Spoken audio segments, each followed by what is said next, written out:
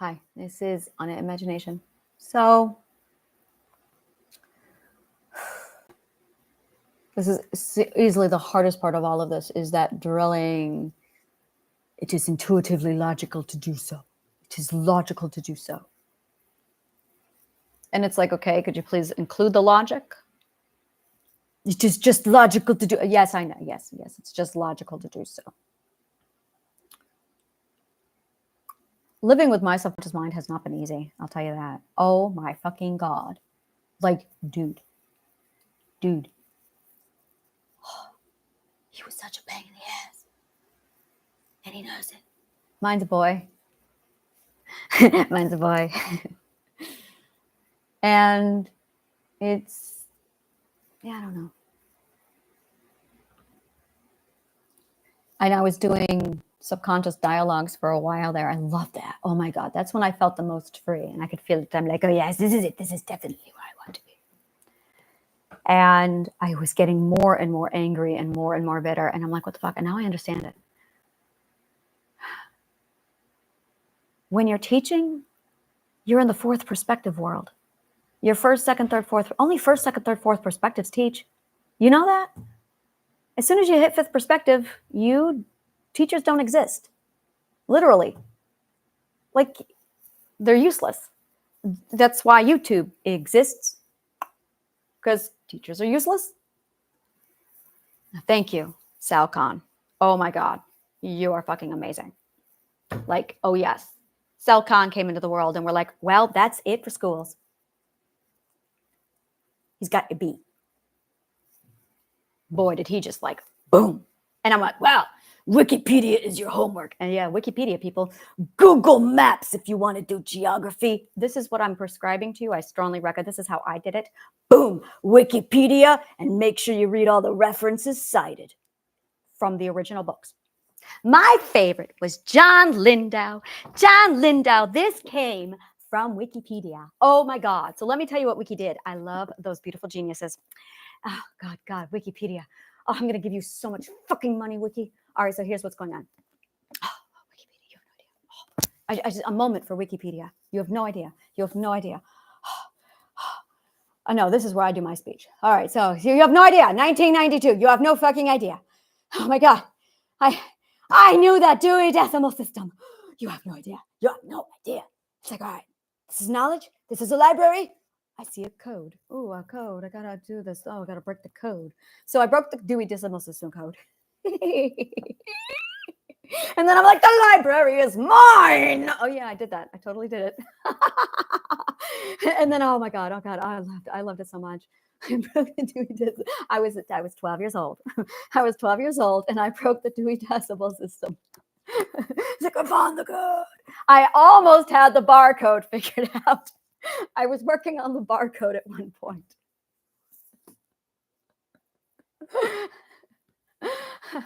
Oh, I love it. I'm going to skip this. Yeah. And then I realized that I really fucking hate a lot of mathematical puzzles that are out there because they are so fucking boring. I'm like, there's no creativity. You are literally sorting through someone else's logical fallacy. What if you are trying to prove a logical fallacy? But instead of doing the logical proof like you should be doing, you are all trying to solve the equation without even bothering to check the premise because you assumed once again that the master was smarter than you. Stop doing that. Stop doing that. Go back and question the master. That's why I say, find my errors.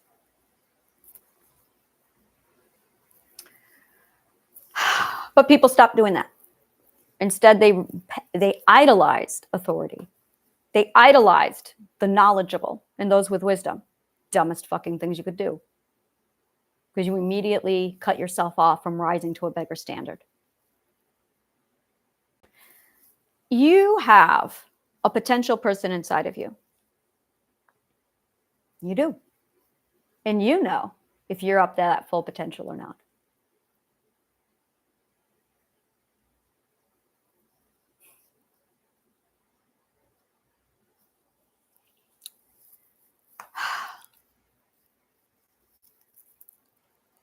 You know what? And this is the other thing.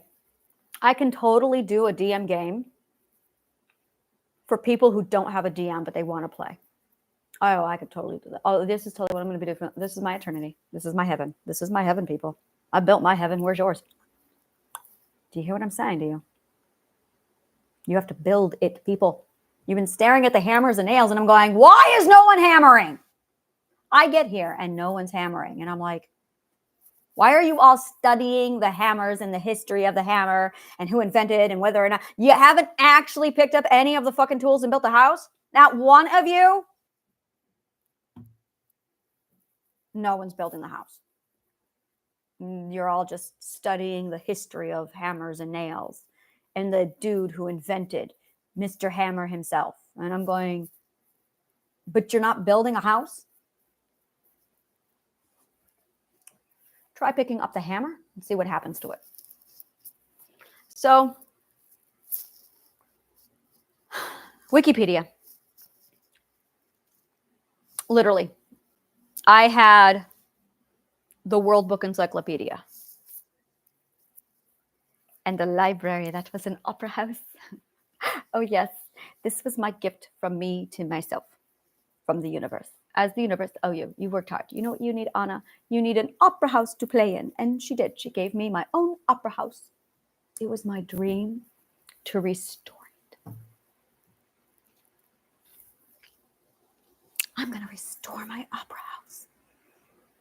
Oh, I wanted it to have operas there. Oh, I loved my opera house. So the public library in the town was an old opera house. And I would go up there and I would do like my shit. I don't think I've ever sung. Oh God, could I? Oh mio bambino caro.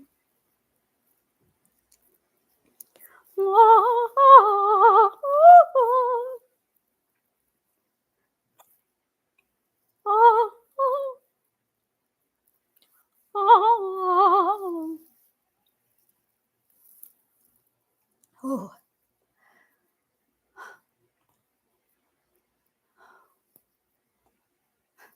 Mozart. Alleluia, alleluia, alleluia, alleluia, alleluia, alleluia, alleluia, alleluia, alleluia, alleluia, alleluia, alleluia, alleluia, alleluia.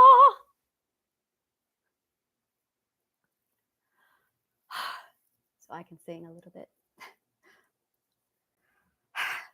How my brother would beat the fuck out of me if I sang. And there was this one time we were watching Fifth Element. Whew. Oh, this is one of the hardest courage moments I've ever had in my life. And we were watching The Opera Singer. And I could do almost everything that she was doing. And there's this one moment where I just couldn't do it. Oh, I was so pissed. It's one of my favorite opera arias. Oh my God. And there's just this one little piece that I just can't pull off. And we tried. And my brother sat there and said, how the fuck are you doing it? Do it again, do it again. And he would just run it through me and just over and over. And it was like, God, 3 hours of me just singing this aria from Fifth Element. I was 15 years old. And that was the only time I was allowed music around my brother without him beating me. The thing is, I was a musician. I needed my music. And I really suffered for it.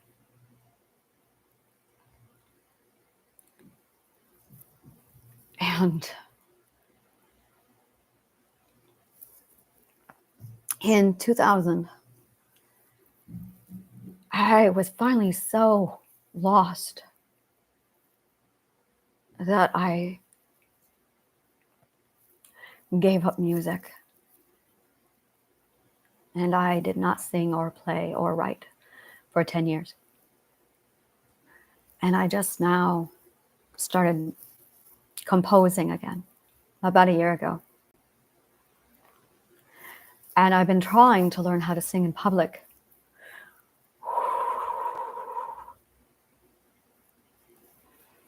And every time I sing in public, that's my fear. There's my fear. This is my fear.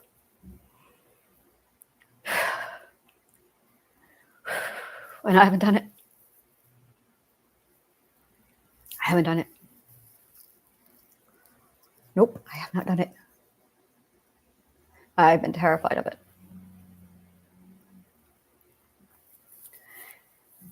And every day I get this voice screaming at me, go to New York, sing on the streets. It's what we do here. And I'm always the dancer. Oh, yes, I dance. But I never sing. I did not know how to change register for a long time. And my range was way too large for me to, I struggled. So there's what I sound like over here, and then there's what I sound like in front of people.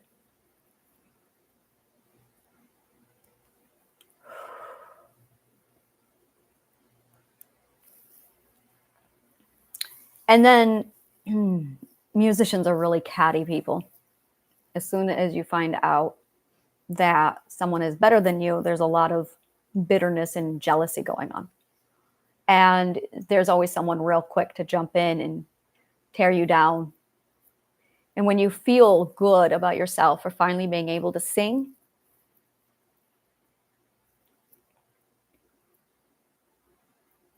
he only beat me in private.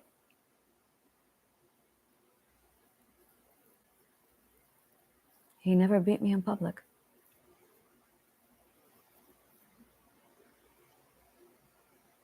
There's the logical code. You have to find the difference. You have to find the missing common denominator. That's what your goal is. If you want to break your mental illnesses, this is what you do. You are looking for the logical code inside your reasoning. You're looking for the thing that's different. You're looking for proof that it's an anomaly and not a common denominator. You've got to know math in order to get this. You've got to study logic to get this.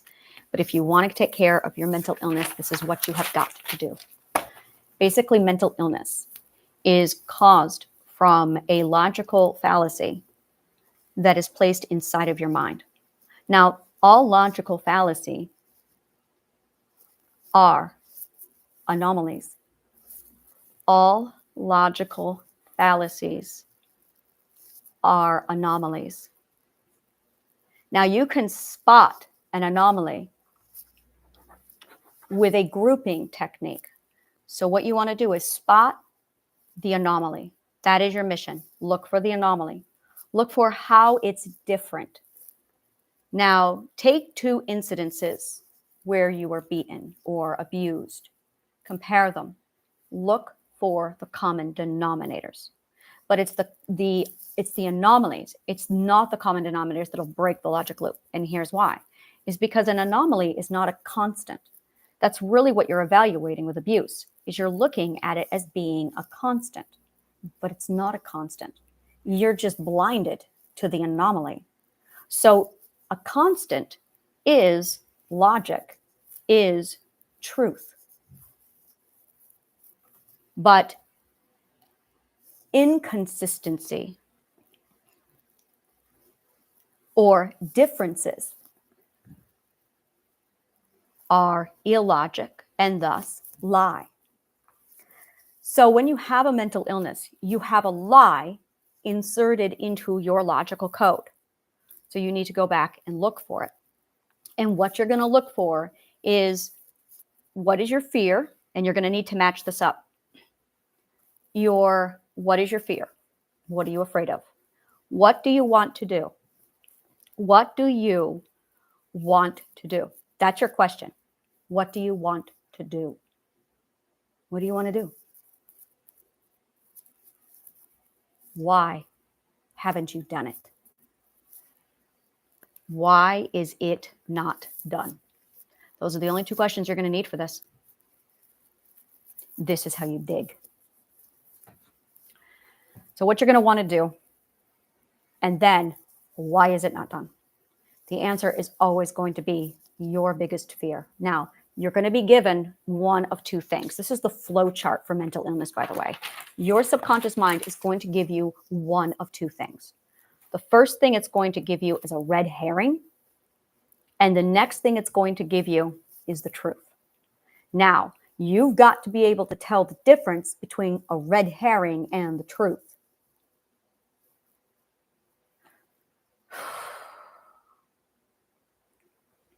If you have logic, it's going to be easy. It's really fucking easy. It is literally the difference between illogic and logic. There is no shortcut here. If you have a mental illness, it's because you don't have enough logic to overcome this part of the equation. Red herring or truth? Is your abuser giving you a red herring or truth? Do you even know who your abusers are? Red herring or truth? So now you have a competition. You have your abuser, question mark, red herring or truth. And you have logic. And you also have looking for the difference. You want to look for the difference. So that when you look at what you want, and this is important, this is part of the equation right here. The mathematical equation is look for difference, which is going to be X.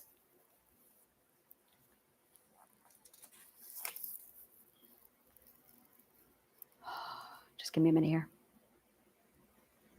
Why isn't it done? Why isn't it done? Why isn't it done?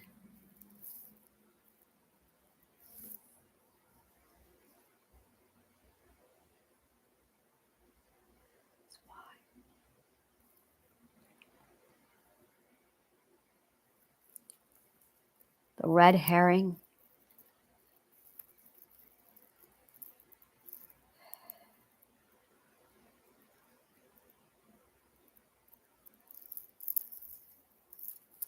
is why.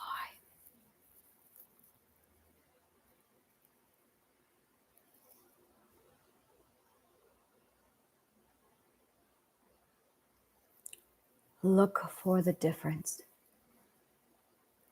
is truth. So X is truth. Y is false.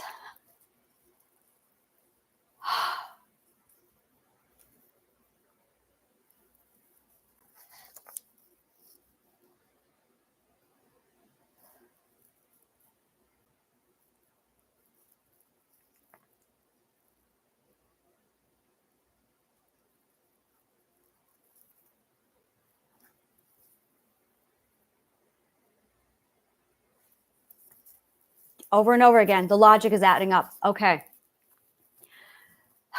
So ask the question, why isn't it done? And it's going to lie to you. If you look at the difference, is it true? There you go. So X, look for the difference, has to be compared to why isn't it done? And I want to say if they match, it's true. If they don't match, it's false. But I have to go back and check the math. And right now I'm just like, oh. So that's what building logical code looks like. It's literally a logical proof. So I dimension walk. I build logical truth. And I look for logical code. to see where it's impure. And then I fix it. And when I fix the logical code, I have to make sure that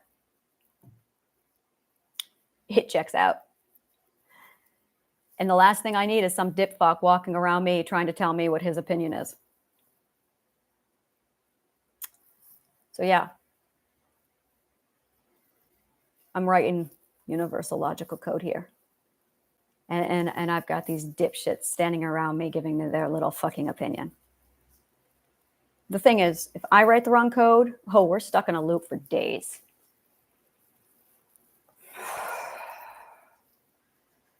Which I've done to myself for 3 weeks, and it was fucking hell. And I'm like, all right.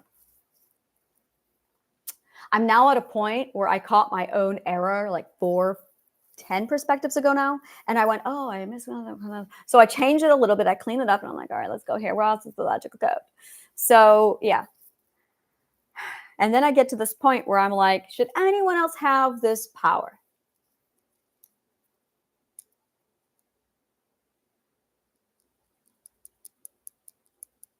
Yes. And I made a rule for it too. I'm very clever. I really like this rule. Are you ready? Yes, you have the power to manifest, except you can either be the storyteller or the grantor.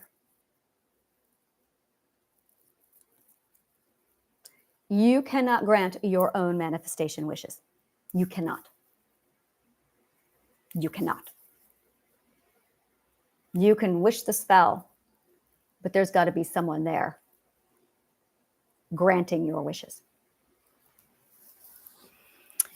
And when I found my partner and I noticed that all of my manifestations were like, and I'm like, wow, this is fascinating. And I realized, oh, the whole thing came, and I'm like, it all makes sense now.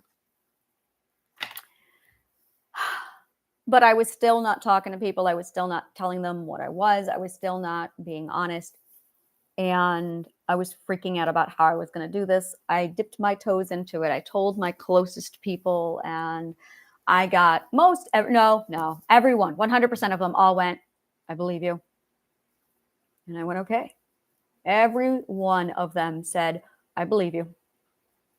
And I went, all right. And then I started going out further and further. And then I made that announcement and no one moved. And I went, wow. Wow.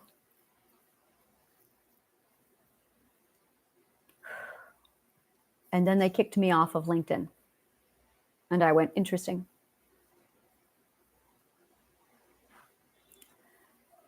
But I'm supposed to tell my story.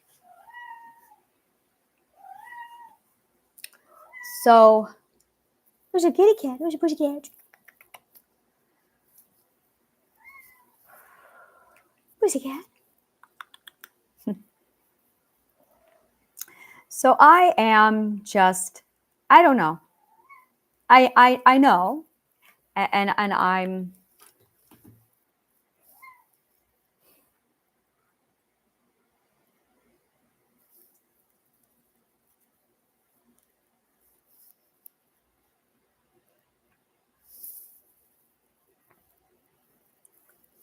I don't have anyone here who can understand what I'm going through. And I'm really wish sometimes that I did. But one of us had to go first. So